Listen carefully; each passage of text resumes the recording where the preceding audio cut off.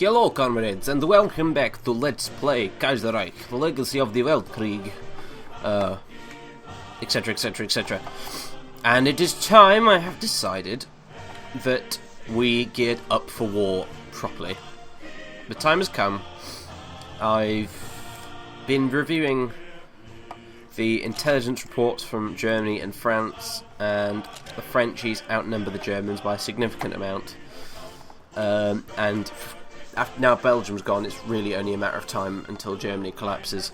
So it looks like we're going to have to rush through Eastern Europe as fast as we possibly can, take as much land as we possibly can, and then face off against France in a sort of Cold War scenario, with each of us controlling the other half of Europe.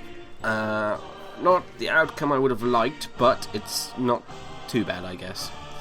It could be worse. So, like we said before, first part of the plan is to quickly overrun the United Baltic Duchy and the Ukraine, both of which are pretty much completely undefended at this point, because the Germans can't afford to send any troops there, and in the case of the Ukraine, they physically can't send any troops there. So, yes, we also outnumber the Ukrainians, I believe, and we almost certainly outnumber the Baltics. So, yeah, what I'm going to do now is I'll let this tick over for a day. Yeah, okay. I will get our supplies up to the minimum level we need. I will put our consumer goods up to the minimum level we need-ish. I will put our production at nothing right now. I will put our reinforcements to 3-ish in preparation for when we do need them. And I'll lock all the other sides except these, and upgrades, can't be bothered. Everything we need is either 1936 or 1939, which is at least as good as what these guys will probably have at this point, and possibly even the Germans, actually. I think I've overestimated their military a little bit, considering how fast the French have crushed them in the West so far. So yeah, I put 131 points into production, and it's all going on infantry. All of it. So that will be 19 divisions of infantry being produced at parallel, almost unlimited times, up to 7 I think, which roughly equates to 2, 4, 6, 8, 10, 12, fucking hell, that's like 140 infantry divisions, which is ridiculous, it's insane. I will have the biggest army on the planet if we manage to get away with that, so yeah. That's the plan, I think. I will review our tech and stuff like that for a minute. Our small arms assembly line is just about to finish as well, which will make our infantry build even faster. I'll just keeping an eye on this, and then very, very, very soon, like almost momentarily, I'm going to declare war on Germany. Small arms assembly line is done. Success. You can research in that case. Aircraft assembly line, I guess. That'll be the next priority, building up an air force. And then after that, it'll be building vehicles, and after that, it'll be building a navy. Let me just review my decisions. We can technically invest in national research, but I want to keep the banked up money we've got so far in case of an emergency.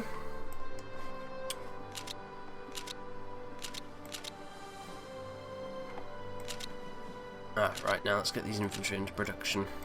Now! Do it now! Let's build 7. I don't know if I'll end up building 7 full rounds of this, but you never know. We may do, we may not. It may come to the point where that sheer amount of infantry is just completely superfluous, and I won't bother. But for now, we will assume that we will need them, because I'm going to need to be able to outnumber the French plus their allies and puppets in Western Europe once this is over. So yeah, it's a bit of a tricky predicament. Honestly, at this point I am literally worried more about the post-war scenario that sort of lines itself up than the current war I'm about to engage in. I'm planning on, I think, really grabbing Baltic Duchy, White Ruthenia, Lithuania, the Ukraine to begin with, then obviously Germany, which will pretty much annex and partition, then Poland probably, then probably Romania, and then I'm thinking I might go and head into all the allied former Austro-Hungarian states over here and grab them for our glorious alliance as well, as a counterbalance to the French.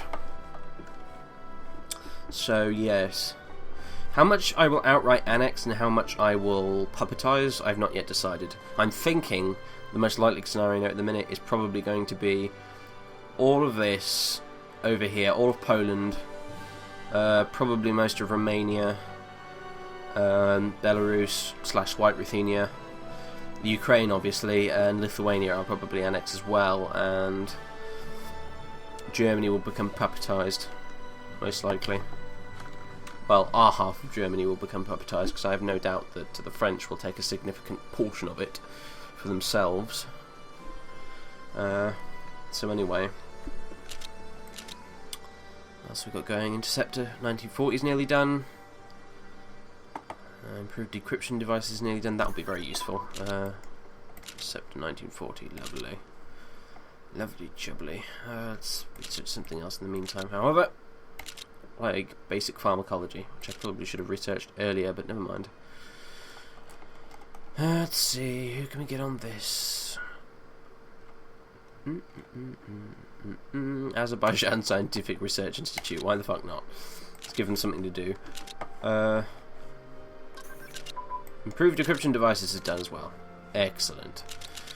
So you can research improved encryption now. Go. Whew, okay. I'm thinking, how's it going in the west? It's going fine. Oh, also, I need to point out, actually, the commies are kicking ass in India, for once. I've never seen them do that before, but yeah, they are completely owning the Princely Federation at the moment, which is great news, because they're a potential ally in the future. Yunnan clique still owns a significant portion of Asia. The King are doing okay. Japan's kind of sitting around doing not a whole lot. Same goes for America, really. You know. I imagine the Dutch right now are sitting there going, oh god, oh god, oh god, oh god, please nobody invade us. So yeah.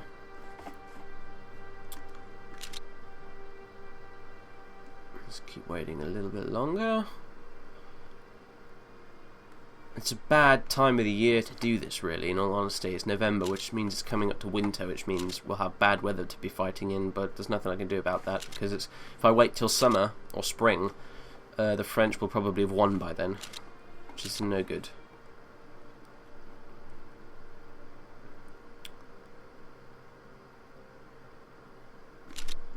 December 1st, 1940.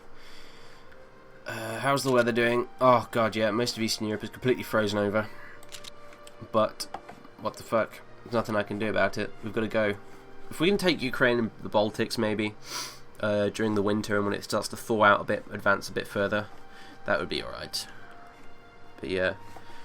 So, 5 o'clock in the morning, December 1st, 1940, I'm going to save the game.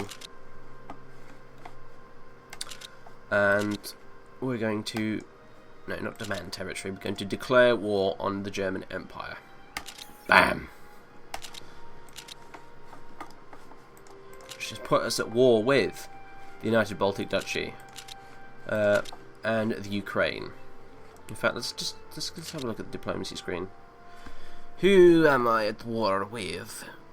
Precisely. German Empire, Ukraine, United Baltic Duchy, and Denmark. Okay. Why Denmark exactly? Whatever. Anyway. So yeah, let's bring the troops into action and hope they don't fail too badly. Alright. No, you guys can just stay right there. You're not doing anything. You guys here, you're not actually even adjacent to an enemy province, so I don't know what you're doing there. You can redeploy down there. You guys can attack across there. You guys can... you can also attack across there straight directly. You chaps... What have we got there exactly? Mostly infantry. You chaps can attack straight into Voru. Now Ukraine, this is the interesting one. U14 can attack down into Chernigov. You can support the attack into Chernigov. You can attack Zelenogorsk or whatever. You can attack Kursk.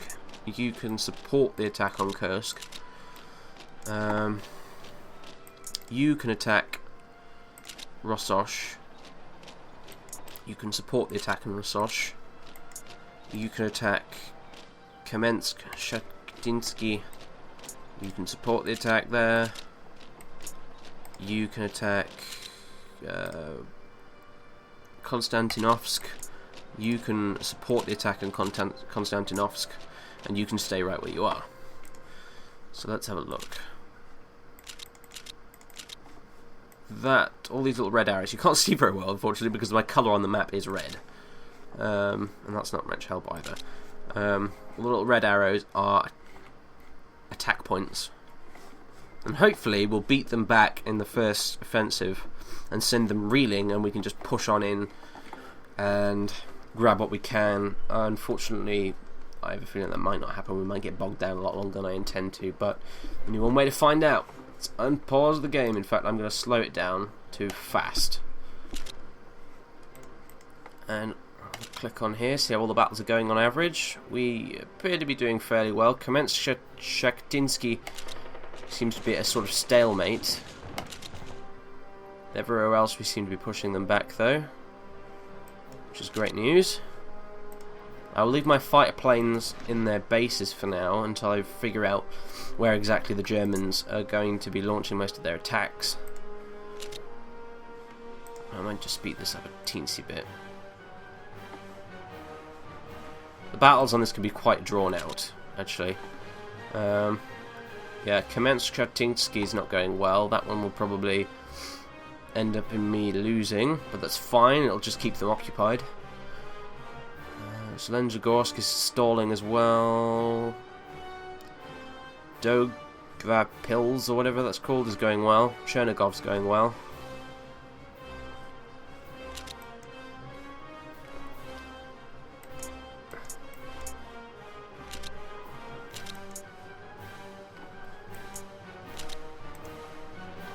Ah, brilliant. We've made a push into the Baltics. So you can strategically redeploy there to back them up immediately. You guys are already moving into there. You guys can support the attack on Varu immediately. Give them a bit of relief up in the north there. Yeah, that's turned the tide quite nicely. Yeah, defeated down there. No big surprise. You guys can... Actually, you know what? You're not going to support the attacks. You're in a pretty terrible state, actually. So you're going to stay right where you are. Lucan has died on the battlefield. Great. I don't know who that is, though, so... whatever. You can move on by yourself, this one infantry division, straight through there along the Lithuanian border. Occupy as much territory as you can. Maybe even swing around to Riga, actually, if possible. How's this going up here? Still too slow. You chaps support the attack. So that's not helping anyone, because...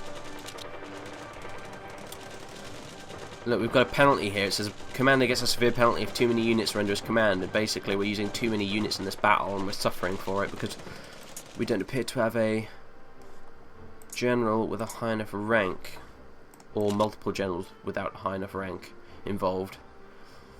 Which isn't really that good. Right. Don't freeze up, game, come on. All I'm going to do is change the general. Thank you. God, you took your freaking time, didn't you? Right, Vodoshilov, you can take command over there.